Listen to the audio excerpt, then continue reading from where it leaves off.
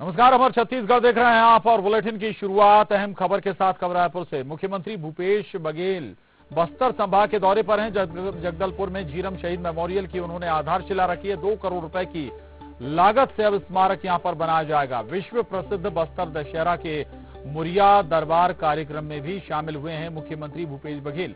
562 करोड़ 77 लाख रुपए से अधिक के विकास कार्यों की सीएम ने सौगात दी है। 158 कार्यों का उन्होंने लोकार्पण किया है और 224 कार्यों का शिलान्यास मुख्यमंत्री भूपेश बघेल के जरिए किया गया है। तो मुख्यमंत्री भूपेश बघेल बस्तर संभाग के दौरे पर हैं और यहां पर अब जगदलपुर में झीरम शहीद मेमोरियल की आधारशिला भी उन्होंने रखी है। इसके अलावा 2 करोड़ रुपए की लागत से यह स्मारक बनाया जाएगा।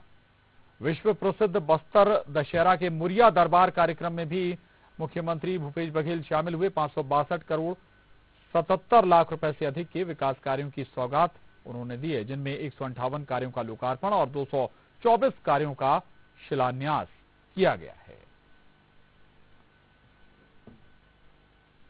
तो बस्तर के लिए ये बड़ी सौगात है। मुख्यमंत्री भूपेश बघेल ने 562 करोड़ 77 लाख रुपए से अधिक की विकास कार्यों की सौगात दी है बस्तर क्षेत्र के लिए, बस्तर संभाग के लिए।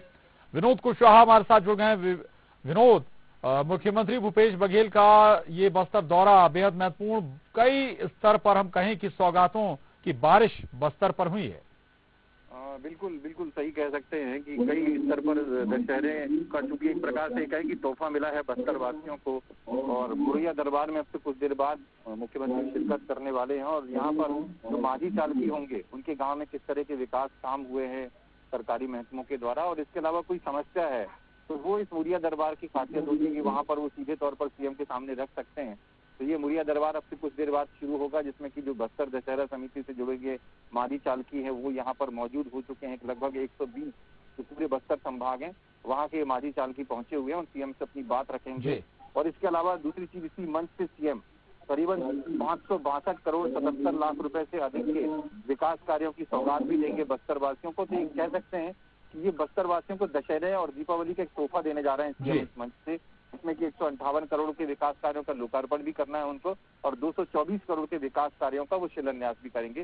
दूसरी एक महत्वपूर्ण बात की सभी को मालूम होगा कि 25 मई 2013 को जो दरभा इलाका है झीरम का, वो देश दुनिया में उसने सुर्खियां ली थी उस समय की, जब 32 उसमें कांग्रेसी नेता और सिविलियन लोग शामिल थे जिनको माओवादियों ने मौत की घाट उतार दिया था। प्रथम पंक्ति के प्रदेश कांग्रेस कमेटी के नेता थे, यानी उस समय प्रदेश कांग्रेस कमेटी जो है पूरी तरह से शून्य में चली गई थी। तो उस समय सीएम ने जैसे ही सत्ता संभाली उन्होंने घोषणा की थी कि वो उनकी याद को अक्षुण्ण बनाए रखने के लिए स्मारक का निर्माण करवाएंगे और वो दिन भी आज शुभ दिन आया है जब लालबाग में उस स्मारक की आधारशिला रखी जाएगी और उसका निर्माण जल्द ही होगा। तो वहां पर भी जो क्षेत्रीय लोग हैं उनसे भी सीएम बात करेंगे। जी बिल्कुल शहीद झीरम शहीद मेमोरियल की भी आधारशिला मुख्यमंत्री के जरिए रखी गई। विनोद, अगर हम जिक्र करें सबसे ज्यादा नक्सल प्रभावित क्षेत्र यही है, जो छत्तीसगढ़ में जिन जिन क्षेत्रों में भी नक्सली सक्रिय हैं, स्वाभाविक है कि इनकी काट और केवल विकास ही है। जमीनी स्तर पर ज्यादा आधारभूत संरचनाएं तैयार करना, लोगों तक, गांव वालों तक ज्यादा से ज्यादा सुविधाएं पहुंचाना।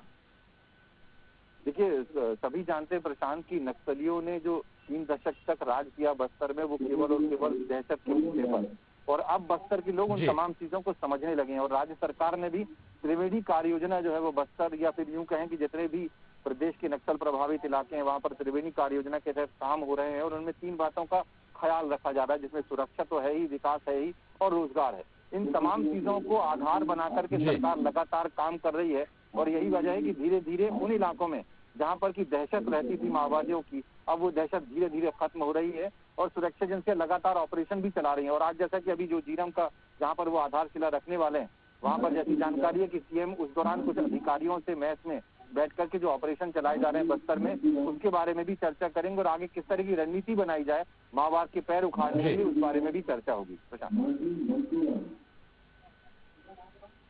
बिल्कुल महत्वपूर्ण बात है ये विनोद, लेकिन एक और महत्वपूर्ण बात और खास बात ये कि रोजगारों का सृजन हो, समय के साथ रोजगार का सृजन हो, जिसके लिए तमाम कोशिशें भी होती हैं सरकारों के जरिए। आधारशिला, लोकार्पण तमाम होते हैं अलग अलग योजनाओं के, लेकिन जमीन पर भी जो योजनाएं बनती हैं वो समय में पूरी हो, ये बहुत ज्यादा जरूरी भी है। इसकी मॉनिटरिंग भी सरकार के स्तर पर होनी चाहिए ताकि वाकई में लोगों तक लाभ पहुंचे भी। विनोद, देखिए, समय समय पर सरकार या तो राजधानी में बैठकर या फिर बस्तर में मौके पर पहुंच करके इन बातों की समीक्षा भी करती है। और उसका सबसे अच्छा उदाहरण ये है प्रशांत की, अगर हम 2006 से लेकर 11 तक की बात करें तो जिस तरह का नक्सलवाद पीक पर था उसका एनालिसिस सरकार ने किया है सत्ता में आते ही, और ये बात जानने की कोशिश की है कि आखिर नक्सलवाद की जड़ें कहां पर है, और उसमें सबसे अहम जो है वो रोजगार है। जैसे ही सरकार सत्ता में आई उसके बाद बड़ी मात्रा में जो है बड़ी संख्या में यहाँ पर रोजगार को जोड़ा गया, उसमें युवाओं को रोजगार दिया गया।